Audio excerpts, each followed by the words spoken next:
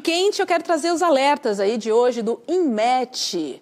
Vamos lá, gente, porque tem potencial perigo de chuvas intensas na região norte, nessas áreas em amarelo que vão ali do Acre até Roraima. E ali no Rio de Janeiro tem alerta para acumulado de chuvas, além de novas tempestades em áreas de São Paulo, Minas Gerais, Espírito Santo e um pedacinho do sul da Bahia. Bom, eu quero também te convidar, para acessar a sala do N2 no nosso aplicativo, na nossa plataforma, que é o Papo Legal, para votar na nossa enquete. Hoje nós vamos falar das condições que Michele Bolsonaro impôs, tá? Ela está impondo para apoiar a candidatura de Flávio Bolsonaro.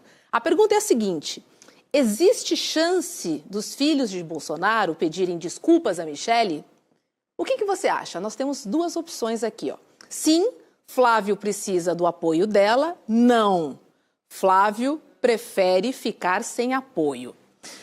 Diga aí, Chico Sá, a sua opinião. Eu voto nessa primeira. Sim, Flávio precisa do apoio, ele vai se ajoelhar. Vai. Ele humilhou demais a Michele. Ele humilhou a Michele, por exemplo, no Ceará, quando ele impôs a candidatura do Ciro Gomes. O Ciro Gomes, que agora está com a família Bolsonaro como candidato ao governo do Ceará. Foi uma candidatura imposta pelo Flávio. A Michele ficou brava porque o Ciro Gomes já tinha chamado o Bolsonaro de, aspas, ladrão. Uau. Então a Michele não gostou disso. Brigaram também por causa de Santa Catarina, que a Michele não concordou com as alianças de lá. O Flávio passou o rodo geral. Agora está precisando da Michele. Vai ter que pedir desculpas para a madrasta. Está precisando da madrasta. Essa eu quero. Acho que vai ajoelhar no milho e vai precisar, porque os votos dele estão se esfarelando a cada dia, né? Muito bem. Então vote lá na nossa enquete que a gente quer saber também a sua opinião. Eu tô contigo, Chico. Eu tô contigo. Apesar de que ele vai sofrer para pedir desculpas. Vai custar caro. É por isso. Vamos para uma notícia quente, porque por unanimidade, a primeira turma do STF, ela condenou o deputado cassado Eduardo Bolsonaro pelo crime de coação no curso do processo. O relator da ação, o ministro Alexandre de Moraes, ele entendeu que Eduardo atuou para constranger ministros e interferir no andamento da justiça. As condutas dele tinham como finalidade favorecer o ex-presidente Jair Bolsonaro e influenciar os processos relacionados à tentativa de golpe de Estado, isso após as eleições de 2022. Segundo Moraes, as articulações de Eduardo com autoridades dos Estados Unidos, entre elas o próprio presidente, o Donald Trump, e a defesa de sanções contra integrantes do STF e contra o Brasil, extrapolaram totalmente os limites da atuação política e configuraram em grave ameaça às instituições judiciárias e também ao governo brasileiro. Eu vou chamar ela, que entende tudo, que sabe tudo, que investiga com muita seriedade e responsabilidade a família Bolsonaro. Juliana Dalpiva, boa tarde, seja muito bem-vindas. E agora há pouco, então, Dudu tomou um 4-0, né? Seja bem-vinda. Boa tarde para a nossa comunidade, boa tarde, Robs, boa tarde, Chico. Eduardo Bolsonaro hoje dorme ficha suja. Ele já é condenado pelo Supremo Tribunal Federal por 4-0 por coação do julgamento sobre a tentativa de golpe de Estado em setembro de 2025. E, assim, hoje de manhã no programa, né, estava inclusive aí com vocês em São Paulo, agora eu já estou aqui no Rio de Janeiro. A gente já tinha falado sobre essa expectativa, né? O próprio entendimento do cenário, do julgamento no ano passado já indicava que os ministros iriam por aí. Mas eu quero falar de alguns trechos dos votos para registrar algumas falas que eu achei muito importantes dos ministros. Então, assim, o Alexandre de Moraes falou, por exemplo, ele relator do processo, né? Que não é função de deputado federal fazer lobby no exterior contra o próprio país. O processo penal não é palhaçada, a aplicação da justiça não é palhaçada. As normas existem para garantir o contraditório, a ampla defesa dentro da paridade de armas, não para que fraudes e crimes praticados continuem se perpetuando. E ele ainda, assim, ao longo do voto, chegou a dizer: no intuito de beneficiar seu próprio pai, a atividade criminosa do então deputado Eduardo Bolsonaro prejudicou todo o país e não amedrontou essa corte como jamais amedrontaria o Supremo Tribunal Federal.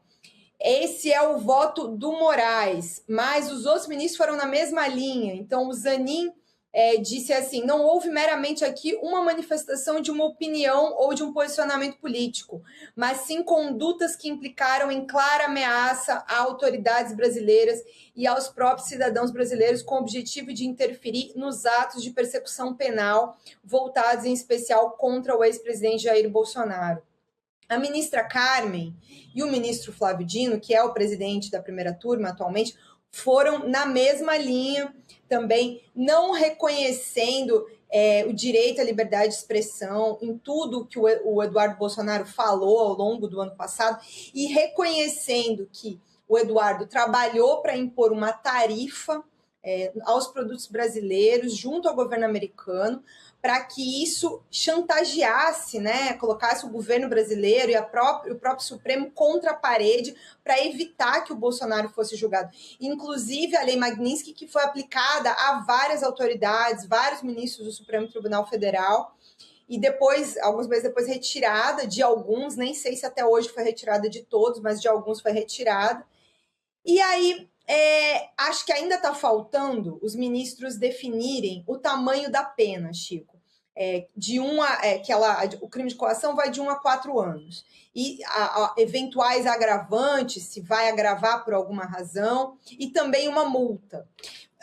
Uma coisa que me chamou a atenção também, ao longo do julgamento, foi que toda a defesa, como a gente já vem explicando aqui nos programas anteriores, foi exercida pela Defensoria Pública da União, porque o Brasil é um país democrático. Então, para quem não tem direito, quem não tem recurso para pagar a sua defesa, a Defensoria Pública da União atende. Não é o caso do Eduardo, e inclusive o defensor público, no início da defesa dele, falou que até é possível fazer com que pessoas nessa condição, que simplesmente se ausentaram de responder o processo, mas que têm condições, podem eventualmente ser cobradas pelos recursos utilizados do Estado brasileiro para a Defensoria Pública da União, para pagar os custos desse trabalho. E nem é um valor que vai para o defensor, é um valor que vai para um fundo da Defensoria para melhoria da própria Defensoria.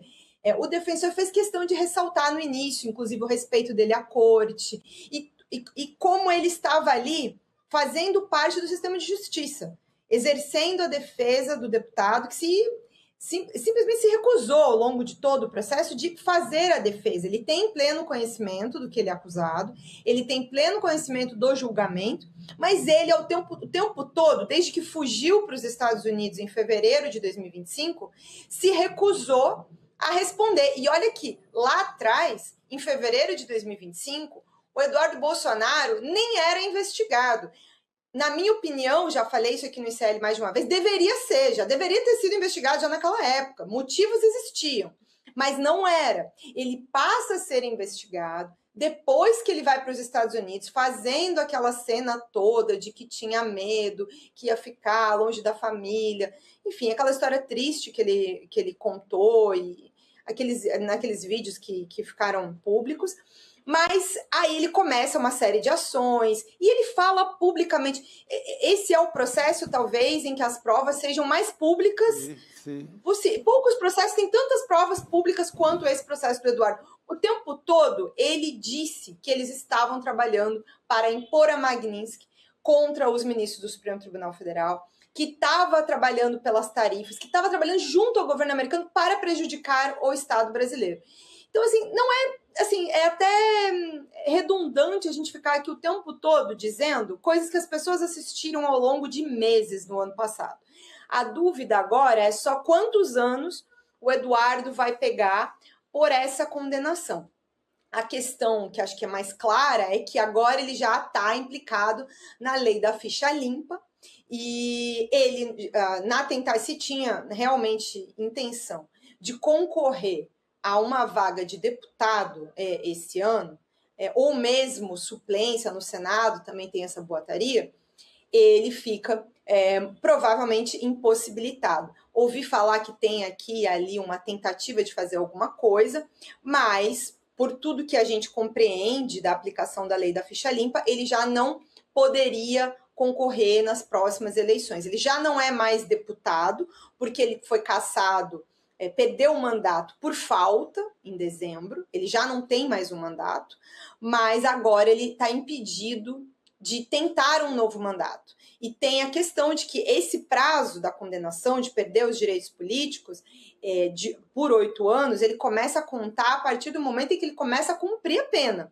Já nos Estados Unidos, e como ele não pretende voltar, não me parece que a gente vai ter, inclusive, como contar quando é que começa os 8 anos em que o Eduardo perde os direitos políticos. E esse dia, esse 16 de junho de 2026, fecha com um segundo Bolsonaro condenado. E cabe mais, né, Chico? Cabe mais, cabe mais, porque a família, essa família que você tão bem conhece, essa família que é objeto de suas investigações assim, há muito tempo, resultou no belo livro O Negócio de Jair. Premiado podcast. Um podcast premiado. Uhum. Então você conhece muito, você sabe que cabe mais. Mas como a Juliana ressaltou, é uma confissão, assim, não exige muito do juiz, de quem vai julgar ou de qualquer tribunal, porque estamos diante de confissões. Públicas. Roberta, gravações. Ia lá na frente da Casa Branca e gravava. Estou lutando para sancionar o ministro tal.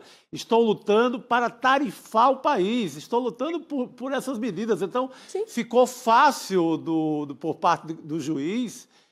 buscar provas neste caso, né, Chico? Ele entra como réu, confesso. Agora ainda ocupa, né, o funcionário público que tem que ir lá defendê-lo, quando poderia estar defendendo realmente quem precisa no Brasil, que é muita gente que acaba preso injustamente, porque não tem um bom advogado. Então, esse defensor, ele cumpriu o seu papel democrático, o que revela também, como a Ju ressaltou, o pleno funcionamento da democracia de um país, ou seja, não é porque é Eduardo Bolsonaro, não é porque é quase réu confesso, que vai ao tribunal sem um defensor. Não, está lá um defensor público fazendo a vez do seu advogado. Até para não ter nulidade depois, enfim. Perfeito, cumprir todo o rigor da história. Exatamente.